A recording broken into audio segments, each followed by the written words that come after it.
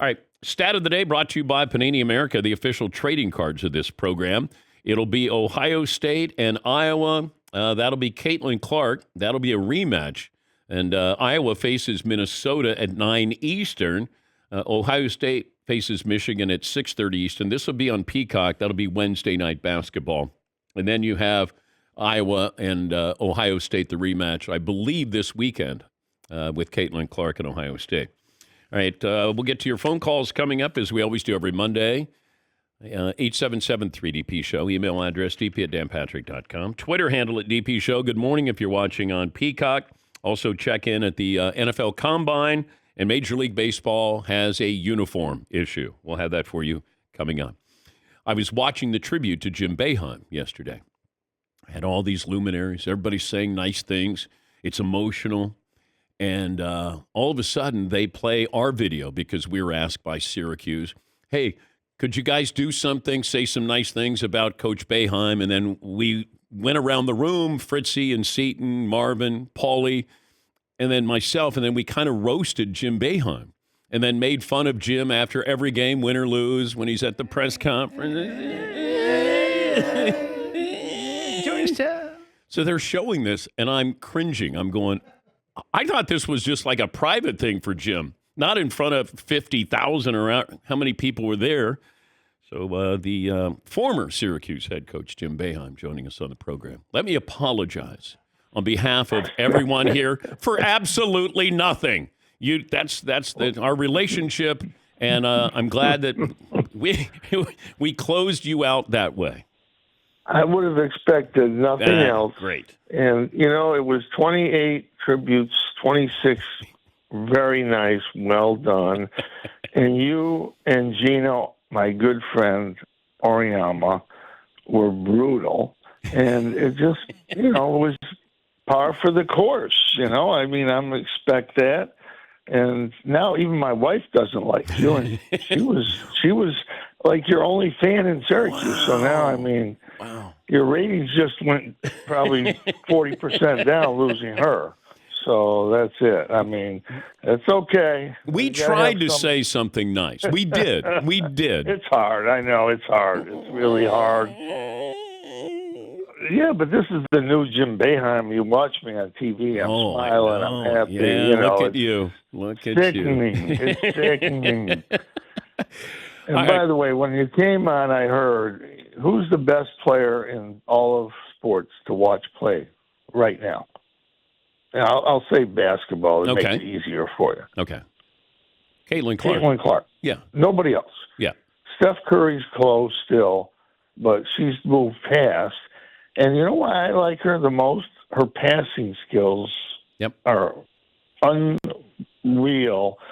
She makes passes that are just subtle, that you have to know the game, which, nobody in your room there, I know absolutely. That would be hard. Yes. You have to understand the game. She makes subtle passes that really, it's incredible. I watch every game she's on. Literally.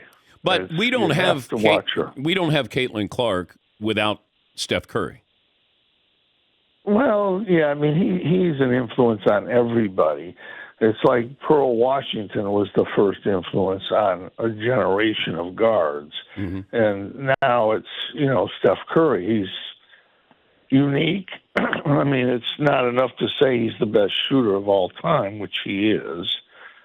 But he's just a unique player to watch play. He's my favorite player to watch since probably Michael Jordan, I guess, and Magic. Some guys you just turn on the TV to watch. I have to stay up, and I'm old now, and I stay up till midnight to watch Steph Curry play because, you have to. You have to watch the guy play basketball.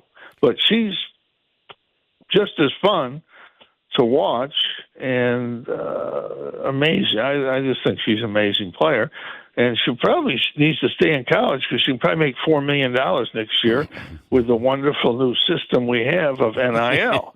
So wait, that sounded sarcastic with the wonderful new system. A little bit. Yeah, it's a little bit. It's a great idea. NIL was a great idea. It's just turned into we're going to buy these players, and that's what it is. Everybody knows it. pretty simple. Okay, could you give the green light to someone like Caitlin Clark? One of your players. 100%.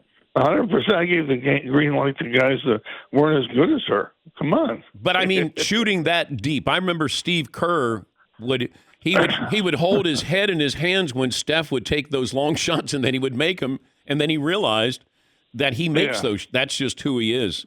It's just if you can. Like I tell players, hey, you can take any shot that you can make.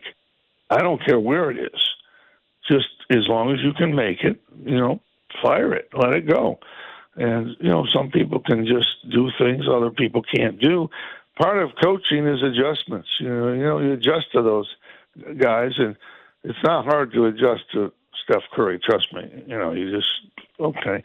Pearl Washington was like that. He did some crazy things, but he did them. And he entertained people. We went from 15,000 people a game when Pearl Washington came to Syracuse. It was early. It was in the second year of the Carrier Dome, now the JMA Dome. But we went to 25,000 people in 1 year. And it was because of people wanted to watch this guy play. Yeah.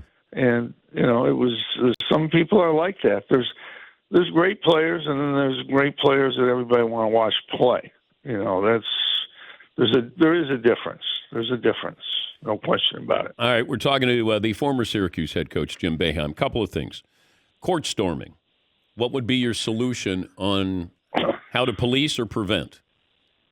Well, you put 100, 200 police officers there, you could do it. But, I'm very sympathetic. I love Kyle Filipowski. I hope he's all right. I really do. But in all the years of all the court stormings I've seen, and, I'm kind of old, so it's probably a couple hundred, right? I've never seen anybody get hurt. I mean, that's the first thing everybody's talked about since this happened. Mm-hmm. Player safety, players this. And I've never seen anybody get hurt. Now, it doesn't mean they couldn't get hurt, but it's you could stop it. I mean, you'd have to just ring the whole building with police officers with sticks and stuff. Yeah. And, you could stop it. Yeah, I mean, you can. But I've never seen anybody get hurt. That was a fast court. Those people, those people that were storming the court there, at Wake, they were fast. I mean, they must have had all the athletes running out there. But usually Coach, it's kind of a slower one. Wake was favored by 2. You can't storm the court when you're favored. Well, when you haven't beaten Duke in 25 years, I mean, come on. Yeah. You do. There is an occasion that you can storm the court, and it was a huge win for Wake. Joe Lunardi, as we all know, picked 3 ACC teams to go to the tournament just a month ago, and couldn't have been more wrong. We're going to have 6 in there, maybe more, but at least that, because you can't go, by numbers. The net is the worst thing ever foisted upon us by the NCAA of a lot of bad things, because you can play 10 bad teams, beat them by a lot, and your net's going to be good because you cap the point spread, but you can't cap the efficiency of your offense and defense. And when you're playing bad teams and you win by 40, you're going to be very efficient on both ends. So your net's going to be great. So you just need to discount the net a little bit and try to find the best teams. And I'm not saying they're ACC teams. We'll have some of them, but you have to look for the best teams, not teams that have the best net, because you can get a net by playing nobody and winning big. And we need to understand. I think the NCAA committee understands that. I think that's been talked about a lot. And we have to get back to finding the best teams. And the end result, when you get to the end of Selection Sunday, you want to have the best teams in the tournament. And you have to watch teams play and see their improvement. More so now than ever. I believe in the whole season is important. But with the transfer portal, so many new teams, that you have to watch teams at the middle and end of the year to see how they've developed from beginning to end. And when you have so many transfers, you're not going to be as good in the beginning. Yeah. And you might be really good at the end. So even though you take the whole season into consideration, you have to put some little emphasis on the last 15 or 20 games. Well, speaking of the tournament, the new president of the NCAA, I guess, is floating the idea of expanding the tournament to 96 schools. Listen, I've talked about this for 40 years. It doesn't hurt a thing to expand the tournament. If anything, in the first rounds, you get the bad teams out. You'll end up with a better 68 or 64 if you do it that way. You get more fan bases involved, you get more players in the tournament, and you don't hurt the tournament at all. And you can do it. I don't know if you get to 96, but we have a play-in days right now. Just have 3 play-ins at the 4 sites where the tournament's going to be. So if you win your play-in, you're right there at your site. Now you don't have to go. I can't believe you're agreeing with the NCAA. What happened to you? It's hard. It's hard, trust me. And it's only once out of, hey, everybody's right once a day. Every clock's right twice a day. A broken clock, right? Yeah. But no, we should expand. I know all these purists say, oh, we don't, Well, what if we were still where we started at 12? John Wooden was a great coach. We were at 16. He didn't want to expand. Best coach ever in history, right? No, we don't need to expand. Well, then we went to 32, 48, 60. Is the tournament is good now or better? It's better. So you add a few teams. So what? It's over. You can get it over in a couple of days. Be down to 64 teams. Go forward. Yeah, it's no big deal. It's the same in football. You know, they should have expanded the football right away. It should have been wherever it is, 12, 16. Yeah. Before I let you go, did you ever cross paths with Pete Maravich? I know his name's come up now because of Caitlin Clark. And yeah, I saw him play in person once. It was in the NIT in New York, and in those days, you hadn't seen him. He was at LSU. You really hadn't seen him. The first play, he caught the ball at a rebound, took one dribble and threw a behind-the-back length of the court pass to a guy who caught it and laid it in. And I go like, who? Well, that was good. The guy was Caitlin Clark, what was it, 40 years ago, 50. Yeah. Fabulous, unbelievable offensive machine. He could do things with a basketball that really even Steph Curry can't do. Just dribble things, passing things. I mean, the guy was in a good conference and was defended with box and ones all the time and averaged 40 points a game. No, who can do that? How many people can do that? Not many. And not the three-point shot either. If you factor that in, he probably would have ended his career, 5,500 points. Yeah, he would have had 50, average 50 a game every time. But thanks for the nice tribute to me. It's good to bring people down. When other people are lifting you up, it's good that, somebody's there like you and Gino, just to, I'm a member of your group now. You got to be nice to me. No, I'm not letting you in yet. No, not yet.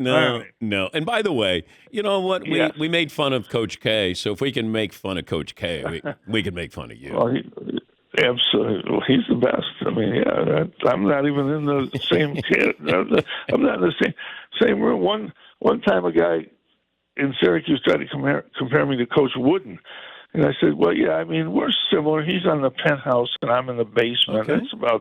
That's about how close we are. I think I've worked my way up to about the 5th floor. No, you're in the kitchen. You're in the kitchen, maybe. Easy. Well, that's a good place to be. Yes. Yeah. There's food there. Everything right? happens in the kitchen. Yeah, you're not going to get to the All penthouse. I know is you've come a long way since I met you with Kevin Costner, and you were just a guy in the TV. You were what? You were just doing the news or sports or whatever. I was at CNN. I was at CNN in Atlanta. Yeah. And no, you were in the room. Nobody even knew who you were. They did not. Girl. They did not. That was it. Yeah, there was a girl who was interested in me, and Costner. I know that. And Costner went over and he he started talking to her, and then he sees me and he goes, get out of here. I'm going to take one for you. I go, all right. So Kevin Costner took one for me as he chatted up this woman. But all right, my best to your wife as always. 75 years old. All right, time, so that's okay. That's okay. That's okay. That's all right. Stay in touch, and congratulations on your day. A special when you day. need to get a boost in your ratings, just call me. I'll be happy to come on. All righty. Thank you. Let's all say goodbye to Coach Boeheim going, bye, Coach K. Or Coach Boeheim. Coach Boeheim. Yeah, we really showed him. Take that. Yeah. You want to feel good about yourself? Come on here for a couple minutes. Today's Mercedes-Benz Interview of the Day is brought to you by Mercedes-Benz EV. Owning a Mercedes-Benz EV isn't just extraordinary, it's extra easy. The vehicle's all electric, feeling all Mercedes, the choice all yours. Learn more at mbusa.com/EQ.